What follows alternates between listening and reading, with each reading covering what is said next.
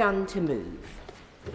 Thank you very much, Madam Deputy Speaker. And it's my honour to move the motion which stands in my name this afternoon. And I'd like to start by thanking the Liaison Committee and the Backbench Business Committee for granting this debate on food security, as it's been covered in recent reports from the Environmental Audit Committee, but also from the Environment, Food and Rural Affairs Committee and the Science, Innovation and Technology Committee, chaired respectively by myself, my right honourable friend, the member for Scarborough and Witney, and my right honourable friend, the member for Tunbridge Wells, and I look forward to their contributions. Food security affects us all. We all want enough food to feed ourselves and our families. And I should at the outset declare particular interest in this area as a food producer myself, having held responsibility for my family farm for over 30 years. Our reports are, we hope, in the broadest sense complementary, in that each committee recognises threats to the country's food security and makes recommendations to government on how to mitigate those threats. It may be hard to imagine the UK not having access to enough food to feed our population. But the truth is that British people have already felt the effects of climate change on our plates.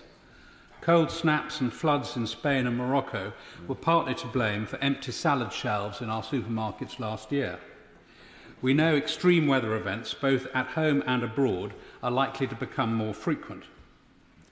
Of course, cost of living pressures mean that there are households in this country for whom insecure access to food is already a daily reality.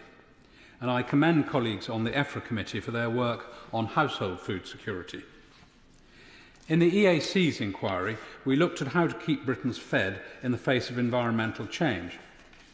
What we found is that food production and environmental change are, not to put too fine a point on it, mutually destructive. Climate change and biodiversity loss threaten to undermine not just food production itself, but also the whole food system. Colleagues on the Science, Innovation and Technology Committee have drawn attention to a particular aspect of this relationship in their recent report on insect decline and UK food security. Our global food system is itself one of the biggest drivers of environmental change, contributing to those very factors that undermine food security. In our inquiry, we heard that British farming is responsible for only 0.5% of the UK's GDP, but 12% of our greenhouse gas emissions. Globally, the food system is responsible for 30% of carbon emissions, but 50% of biodiversity loss. So we framed our findings around three pillars. One, we need to adapt our food and farming system to become more resilient to the effects of climate change and biodiversity loss. Two, we must mitigate the impacts of climate change and biodiversity loss on our food system. And thirdly, we must mitigate the damage to the environment that some aspects of our food system may cause. According to DEFRA's latest annual statistics, the UK produced 58% of its own food in 2022, importing the remaining 42%. My committee took the view that prioritising, sustaining and improving our dependence on homegrown produce will be key to keeping Britain nourished while protecting the planet. This will be particularly important for foods vital for our health, where we currently rely on imports. For example, we currently import 84% of our fruits. But we cannot rely on domestic produce alone, and even if we did, it would not guarantee food security. We heard that an exclusive focus on producing food here would make us more vulnerable, not less, to extreme weather events such as heat waves, which are becoming more common, not just in other countries, but here in the UK. Food produced here is dependent on the wider global food system. British food still relies on imported fertiliser, pesticide and animal feed. We know all too well that the global food system does not exist in a vacuum.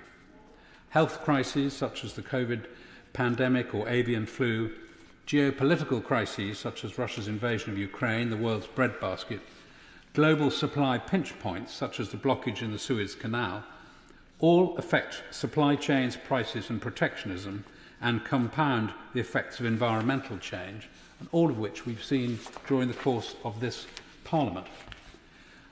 When food insecurity is exacerbated by environmental change, it can lead to conflict with devastating consequences. This is why, incidentally, our committee has just this week launched a new inquiry into the effects of climate change and wider security issues, and I encourage anybody interested, including those interested in the impact on food security, to submit evidence by the end of April. But today, Madam Deputy Speaker, we have published the Government's response to our report on environmental change and food security, and I'd like to thank the Minister and his officials who have engaged with our report. There is much in the response that we welcome, and I'd like to focus my remarks this afternoon on some of the responses to the issues that the committee highlighted in our report. Under the Agriculture Act 2020, the Government is required to produce a food security assessment every 3 years. And while this is welcome, in view of the growing risk of volatility of food supplies, in our report we urge the Government to move to an annual publication of its food security report, with which colleagues on the DEFRA committee, I believe, agree. So I welcome the Prime Minister's recent announcement that the Government will introduce an annual food security index, and encourage the Government to find parliamentary time to put this onto a statutory footing at the earliest opportunity. We found that one of the easiest wins in shoring up UK food self-sufficiency and mitigating the environmental impacts of our food system is to prevent the food that we have produced from going to waste. So I also welcome the £15 million the Prime Minister recently announced to stop farm food going to waste. And I appreciate it if the Minister could confirm whether he agrees that the Government's strategy for preventing food and drink waste, as outlined in its waste prevention programme for England, would be greatly enhanced if it included setting some targets and timescales for reducing food waste, as recommended by my committee. In response to our report, the Secretary of State has committed to taking a decision in the next 4 to 6 months on compulsory food waste reporting by businesses. Can I encourage him to make sure that he does so before dissolution? And could I also encourage the Minister to look at accelerating the regulation of insects as a high-protein source, something which has now been approved by the EU. Insects can be reared on organic waste streams, including food waste, to help create a domestic alternative to soy imports for animal feed. This is potentially a tremendous way to have an impact in this area by reducing the millions of tonnes of soy imported for animal feed from countries at risk of deforestation, for example. One of the key ingredients for food security are healthy soils, which face degradation from increasing droughts, flooding and more intense rainfall brought about by climate change. So I welcome the new Government commitment to publish a progress report on the development of a soil health indicator by June. Ensuring farmers have access to clear information to help measure the health of their soils, which is a fascinating and complex subject, is incredibly important. So I'm pleased the Government accepted our recommendation to publish guidance for farmers on soil monitoring, and I believe that today the EFRA committee is publishing its Government response to its report on soil health, which my right honourable friend might be referring to in his remarks.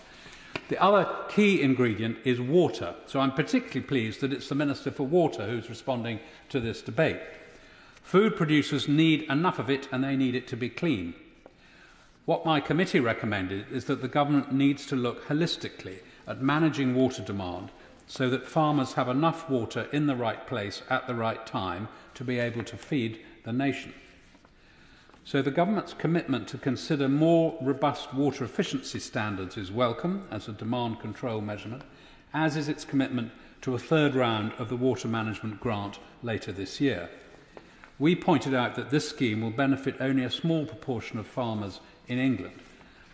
Could the Minister state what proportion of farmers he expects to benefit from the water management grant, and specifically for establishing on-farm reservoirs and for precision irrigation technology to help British farming become more water efficient and better prepared for hotter, drier summers? Turning briefly to consumption, what we choose to eat can have a big impact on the planet, which clearly affects our future food security. The choices we make now will affect how much choice we will have in the future. In response to our report, the government pointed to Public Health England's guidance, the Eat Well Guide, which stating, and this I quote, "Given that most people in the UK do not currently follow a diet in line with government dietary recommendations, improvements in population dietary intakes in line with the Eat Well Guide would go a significant way to meeting sustainability targets." All very laudable stuff. So I asked the Minister, what is the government going to do to encourage more people to follow this beneficial guidance? Surely, if this is well-evidenced advice, the government should be making more of it. One landmark piece of work we are still waiting for is the government's land use framework. Time and again, we heard in our inquiry that optimising the way English land is used for all the many demands required of it is the central issue to maintaining food security in a changing environment. When he gave evidence last July, the Minister for Food, Farming and Fisheries, my right honourable friend, the member for Sherwood, promised us the land use framework, already delayed, would be published by the end of 2023.